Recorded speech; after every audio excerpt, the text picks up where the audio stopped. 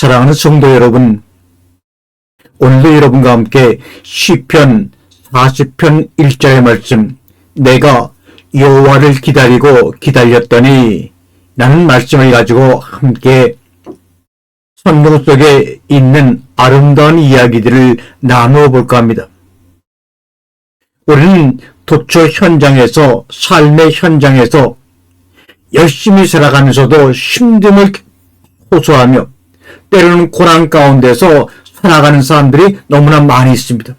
그래서 시간상, 여건상 교회 예배를 제대로 참석하지 못하는 사람들도 많이 있죠. 그러나 여러분, 삶의 현장에서 하나님의 부재 연습 중인 사람들에게 책상에서, 교회 내에서 하나님의 임재 연습을 강요하지 말자는 말씀을 드립니다. 이것은 신앙의 폭력입니다.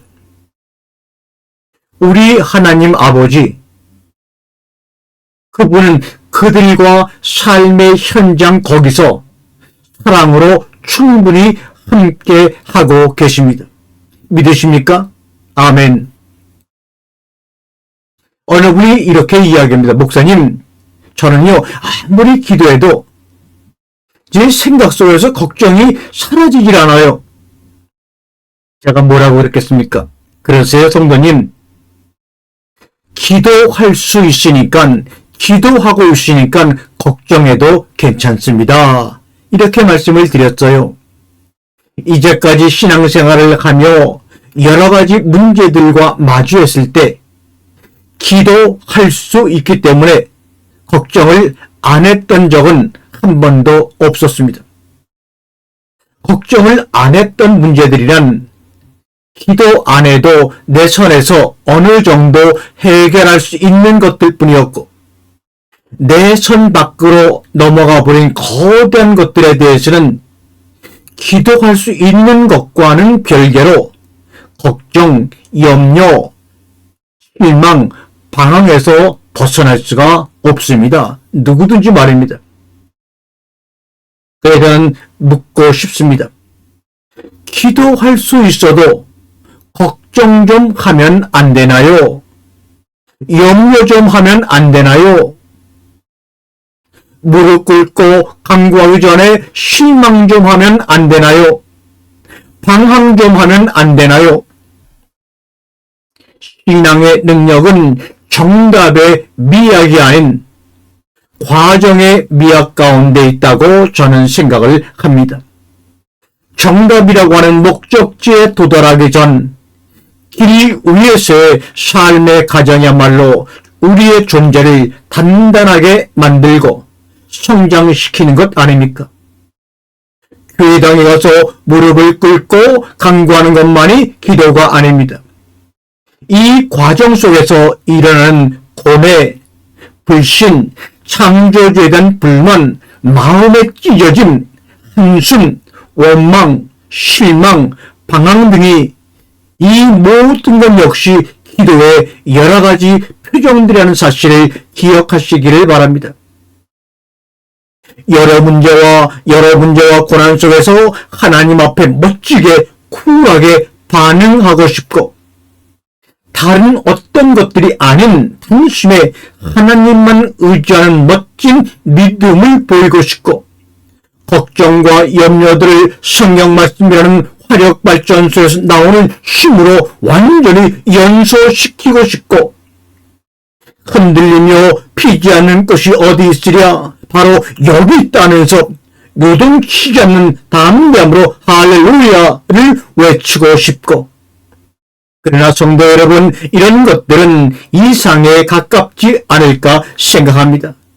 쿨하거나 멋지지 않다고 해도 구질구질하게 반응할 수밖에 없다고 한들, 그 마지막 종착점이, 그 마지막 목적지가 하나님 아버지라면 그것은 나쁘지 않은 듯합니다. 몇몇의 어마어마한 믿음을 소유한 사람들을 제외하고는 대부분의 아무개들 평범한 믿음을 소유한 사람들의 신앙으로는 그렇게 할 수밖에 없기 때문입니다. 그래서 저는 이 찬양을 이렇게 바꾸어서 부르고 싶습니다. 기도할 수 있으니 걱정해도 괜찮아요. 기도할 수 있으니 염려해도 괜찮아요. 기도할 수 있으니 실망해도 괜찮아요. 기도할 수 있으니 방황해도 괜찮아요. 주님 앞에 무릎 꿇고 간구하지 못해도, 마음이 정결하지 못해도, 뜻을 다하지 못해도 그걸 알고 흘리는 눈물이 기도니까 괜찮아, 괜찮아, 괜찮아. 기도할 수 있으니 걱정해도 괜찮아요. 우린 연약한 인간이나 하나님은 강하시고 기도할 수 있으니 걱정해도 괜찮아, 괜찮아, 괜찮아. 왜 우리의 삶에서 신앙이라는 이름으로, 믿음이라는 이름으로 실망조차 빼앗아가려고 합니까? 사랑하는 이 방송을 듣는 성도 여러분, 마음껏 실망하세요. 마음껏 걱정하세요. 마음껏 낙심하세요. 마음껏 철망도 해보시기 바랍니다. 괜찮아, 괜찮아. 내가 어떻게든 해볼 테니까, 그러니까 기대하지 말고 실망도 안 해도 돼. 이렇게 말하면 될까요? 제가 자주 쓰는 말이 아내에게 위로를 주기에 잘 맞는 옷이라 생각해서 꺼내서 덮어 주었던 겁니다. 여보, 실망하지 마. 괜찮아. 내가 어떻게든 해볼 테니까, 그러니까 기대하지 말고 실망도 안 해도 돼. 하지만 아내는 그 옷을 거절하며 말합니다. 난 기대하고 실망하고 싶어. 그게 내가 할 수 있는 유일한 일이니까. 그것조차 뺏는 것은 내가 지금 할 수 있는 모든 것을 뺏는 거예요. 진정 제대로 한 방 맞았습니다. 그렇지. 실망하는 게 유일하게 할 수 있는 건데 왜 나는 위로한답시고 하지 말라고 했던 거지? 아내에게 필요했던 것은 실망하지 마가 아니라 실망해였던 것입니다. 괜찮아 여보, 마음껏 실망해. 실망을 가로막는 게 아닌 마음껏 실망을 향해 나아가게 하는 것, 실망하게 놔두는 것, 그게 맞는 가죽옷입니다. 그 이후로 사람들에게 하지 말라는 말을 더욱더 안 쓰게 되었습니다. 왜 그렇게 하니? 왜 그래? 왜 그래? 그런 말 안 쓰게 되었습니다. 오히려 괜찮아, 괜찮아 하라고 권장합니다. 실망해, 걱정해, 낙심해. 그게 지금 내가 할 수 있는 유일한 것이라면 가로막고 싶지 않아. 권장하는 이유가 있습니다. 실망하는 것, 걱정하는 것, 그 모든 것은 하나님이 종점에 도달하기 위한 정거장의 이름일 뿐이라는 생각이 들었기 때문입니다. 정거장 하다 힘껏 통과해야 마침내 종점에 도착하는데 그걸 못하게 하는 것은 길을 가로막는 겁니다.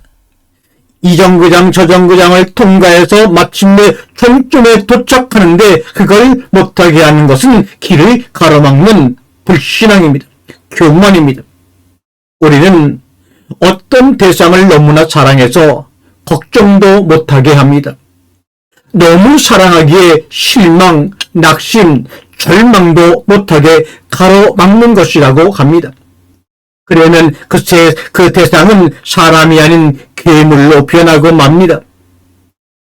우리 서로 한번 마음속으로 외쳐보세요. 그래, 괜찮아, 괜찮아. 마음껏 걱정해.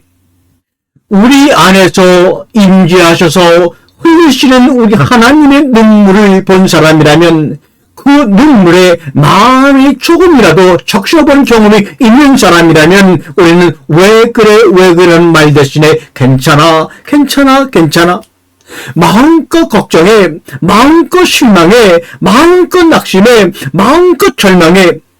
그 모든 것은 지나가는 정거장일 뿐이야. 내가 옆에 있을게. 손잡고 종점까지 함께 갈게. 실망해도 낙심해도 그래도 괜찮아요. 결국은 하나님 그분을 만나게 되어 있으니 말이죠.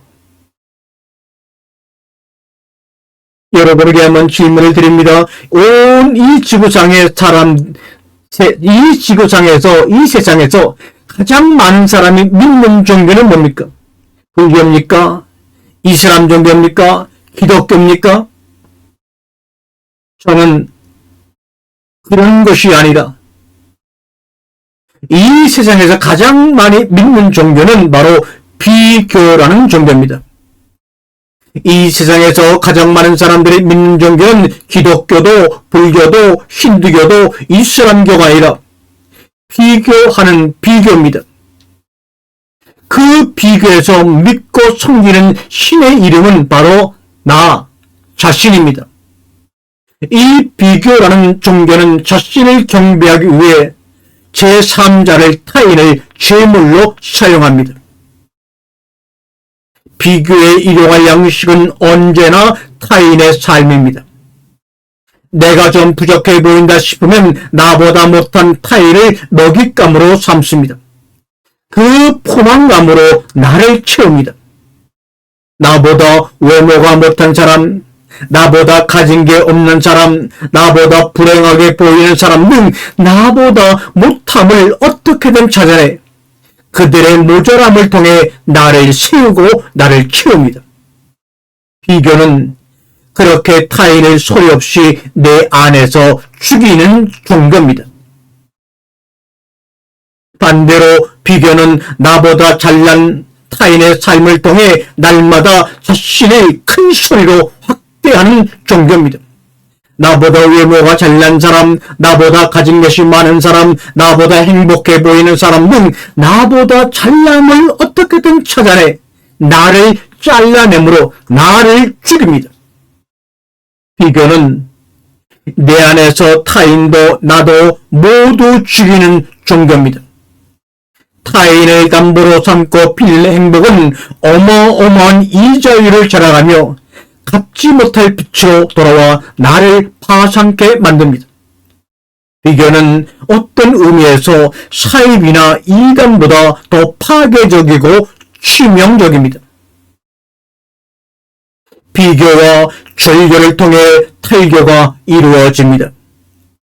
그제야 자신으로부터 시작하게 된 존재는 당신이라는 신을 만나 비교가 아닌 친교를 통해 포식을 맛봅니다.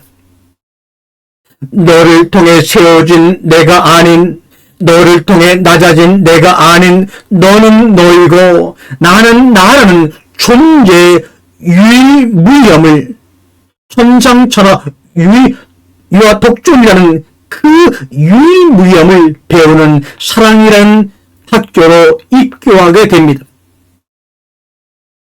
나는 너보다 잘나서 아름다운 것이 아닌, 나는 너보다 못나서 못난 것이 아닌, 나는 나고 너는 너다. 에웰 아셀 에웰, 나는 스스로 있는 자라고 말씀하신 여호와와 동행하는 삶을 살게 되는 것입니다.